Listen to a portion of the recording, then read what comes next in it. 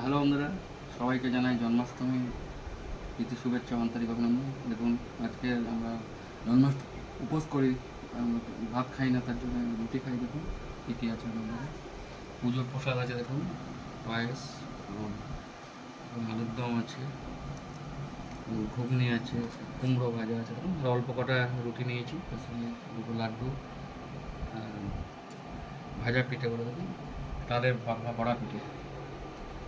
চলুন খাওয়া শুরু করি। তো আলুর দম দিয়ে খাই।